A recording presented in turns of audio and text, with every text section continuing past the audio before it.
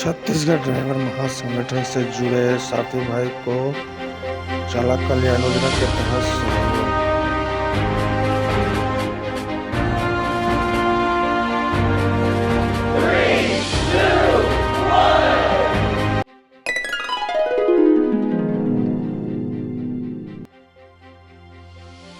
मिल पा रहा था। आज भी हम दौरे से आए हैं और आज हम समय निकाल कर आए हैं हमारे बड़े भैया का हालचाल पूछने के लिए, देखने के लिए। और काफी स्वस्थ है और काफी सुधारात्मक उनका स्वास्थ्य है और गाड़ी परिचालन के लिए तंदुरुस्त हो चुके हैं। तो जैसे कि संविधान की नीति और संगठन का जो चालक कल्याण योजना का जो हम स्वरूप चलाते हैं, उसी के अंतर्गत में गंभीर बीमारी अगर हमारे साथी भाइयों को होते हैं तो उस गंभीर बीमारी में जो त्वरित सहायता के रूप में, जो आर्थिक मदद के रूप में जो संगठन का विधान है 5,000 रुपये का जो राशि जो सहायता के रूप में देने का, तो आज हम माननीय छोटेलाल भैया के समक्ष आज हम आए हैं और उक्त राशि को प्रदान करेंगे। साथ ही साथ आप सभी को संगठन के और जो कार्य क्षेत्र है इस वीडियो के माध्यम से बता देना चाहता हूँ, क्योंकि उसको और अलग से वीडियो मुझे बनाना पड़ जाता है। तो जैसा कि आज छत्तीसगढ़ ड्राइवर महासंगठन लगातार 2.5 साल से काम जो किया है छत्तीसगढ़ में, और 2.5 साल का काम आप सभी ने देख लिए हैं, विचार कर लिए हैं और काफी प्रशंसनीय हो गए। अब जहाँ जहाँ हम प्रशासनिक अधिकारियों से मिल रहे हैं या मंत्रिमंडल से मिल रहे हैं, तो हमारी कार्यों की जो स्वरूप है उन तक पहुंची हुई है। हम आज जाते हैं उनके पास में, लेकिन वो हमको जानते हैं, पहचानते हैं, वो समझ जाते हैं कि ये आप महासंगठन वाले लोग हैं और आपका कार्य कहाँ तक संचालित है और किस दिशा पर आपका कार्य क्षेत्र है। तो आज कहीं ना कहीं शासन प्रशासन के उसके दरवाजे तक, उसके चौखट तक हमारे जो काम है वो पहुंच चुका है। और हम चाहते हैं कि भाइयों आत्मविश्वास को बढ़ाओ। आपका आत्मविश्वास हमारी ताकत है।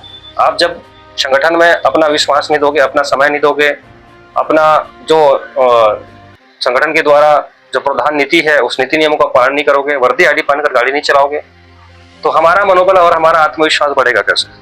तो हमारी आत्मविश्वास आप लोगों के ऊपर निर्भर है और आप लोग इस संस्था को, इस संगठन को कैसे आगे बढ़ाएंगे? हम तो बढ़ा ही रहे हैं, हम तो अपना सर्वस्व दे रहे हैं इस संगठन की संस्था के लिए। हम तो यहाँ तक अपने परिवार को भी छोड़ दिए हैं।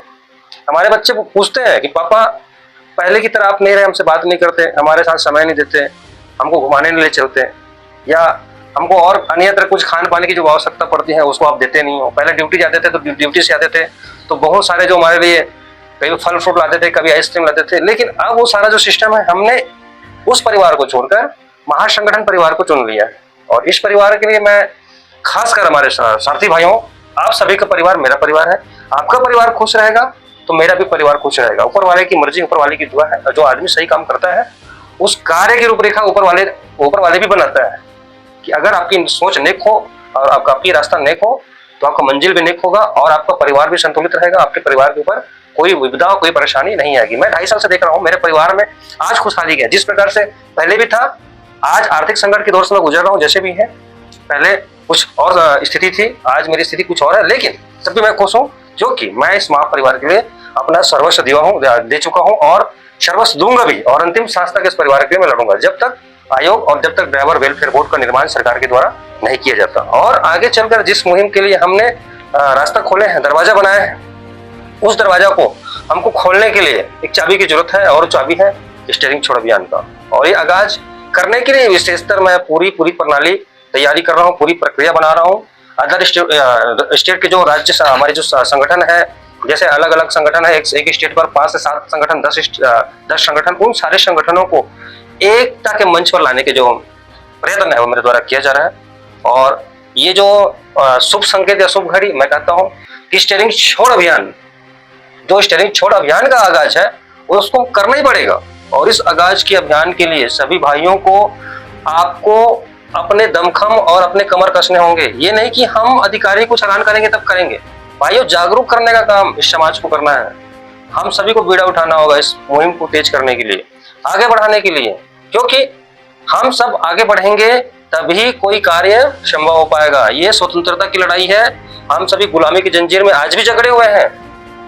हमारा देश आजाद जरूर हो चुका है, लेकिन सभी वर्ग इसमें लगभग स्वतंत्र है। सिर्फ एक वर्ग, जो ड्राइवर का वर्ग है, वो आज गुलामी की जंजीर से जकड़ा हुआ है।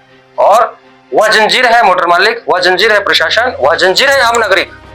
मैं साफ तौर पर कहता हूं कि ना आम नागरिक ना प्रशासन, यहाँ तक कि मीडिया वाले, मैं जहाँ जहाँ कॉन्फ्रेंस करता हूँ, नेगेटिव थिंकिंग से हमारे ऊपर प्रश्न रखते हैं।